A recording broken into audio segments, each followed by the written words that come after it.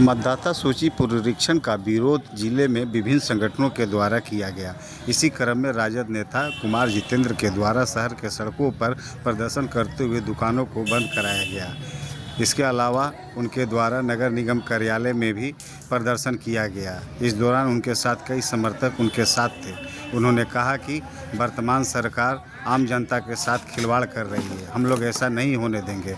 वर्ष 2025 के बिहार विधानसभा चुनाव में बिहार की वर्तमान सरकार को उखाड़ फेंकने का कार्य किया जाएगा और इसके लिए हम लोगों ने अभी से ही शंखनाद कर दिया है। वहीं जिला परिषद अध्यक्ष कांग्रेस नेत्री नैना देवी के नेतृत्व में भी लोगों ने शहर की सड़कों पर घूमकर दुकानों को बंद कराया। इस दौरान उनके समर्थक उनके साथ सड़कों पर रहे और सरकार की इस नीति के खिलाफ जमकर नारेबाजी की। इस मौके पर नैना कुमारी ने कहा कि सरकार की यह नीति कहीं से सही नहीं है, हम लोग इसका विरोध करते हैं। मतदाता सूची में छेड़छाड़ करना आम आवाम को वोट से वंचित करना है, जिसका हम लोग पुरजोर विरोध करते हैं और आगे भी विरोध करते रहे हैं।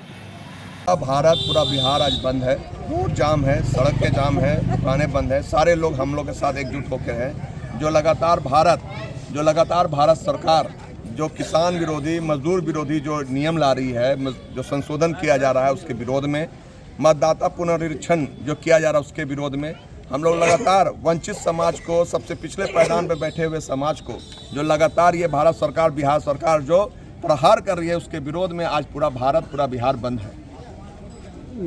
अभी आप लोग सड़क पर है, अगर फिर भी ये मांग पूरी नहीं तो आगे क्या रणनीति? आप जैसे देख रहे होंगे कि अभी कुछ कल के डेट में हमने देखा थी 8 मांगे बिहार सरकार ने हम लोग की मांगी। जो महागठबंधन के जितने मांगे थी उसमें से 8 मांगे वो मांग रहे हैं। उनको समझ में आ रहा है कि 2025 में जब ये चुनाव होगा, महागठबंधन बहुत मजबूती के साथ लोगों के बीच में है, उनका जल सलाब उनके साथ एकजुट हो रहा है।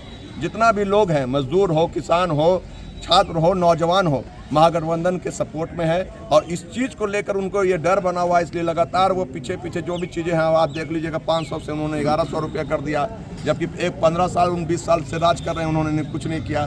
छात्रों को सोच सकते हैं कि लगातार जो इतना भी स्कॉलरशिप था उसको बंद करने की कोशिश की गई, उस पर भी उन्होंने लगातार पुनरीक्षण। ये लगातार जो चीज़ें हो रही हैं, ये सरकार डरी हुई है और इस पर हम लोग ने 2025 के चुनाव में इस बार हम लोग उस पर प्रहार करके ये निकम्मी सरकार को बिहार से भगाने का काम करेंगे और 2029 में पूरे भारत से हम लोग भगा देंगे। जी, कुमार जितेंद्र, AITUC जिला अध्यक्ष। जितेंद्र जी के दोषपूर्ण नीतियों के खिलाफ हमारे जननायक नेता श्री राहुल गांधी जी के आह्वान पर भारत बंद रखा गया है। बिहार में मतदाता पुनरीक्षण के नाम पर करोड़ों दलित, पिछड़ों, अति पिछड़ों, अल्पसंख्याकों और समाज के अन्य कमजोर तबके को मतदाता से वंचित रखने का षड्यंत्र रचा गया है। बिहार जैसे गरीब प्रदेश में जन्म देने वाले नागरिकों को हमेशा प्राकृतिक आपदाओं का सामना करना पड़ रहा है। जैसे में कभी आगजनी तो कभी बाढ़ का सामना करना पड़ता है। उस समय जीवन बचाना जरूरी होता है, ना कि आवश्यक कागजात। ऐसे परिस्थिति में चुनाव आयोग द्वारा जन्म प्रमाण पत्र से संबंधित कागजात की मांग की जा रही है। साथ ही 9 अन्य अवैध प्रमाण पत्र आम नागरिकों से मांगा जा रहा है, जो नहीं है। बिहार में 70% लोग कृषि पर निर्भर करते हैं। आज कल खेती बाड़ी का समय चल रहा है। मैं चुनाव आयोग से पूछती हूँ कि आप किस आधार पर नाम काटेंगे, जबकि 1 साल पहले देश में लोकसभा का जब चुनाव इसी मतदाता सूची से कराए तब तो सारे MP अवैध जीत कर गए हैं। इसके लिए भी कई चुनाव इसी मतदाता सूची से कराए गए हैं।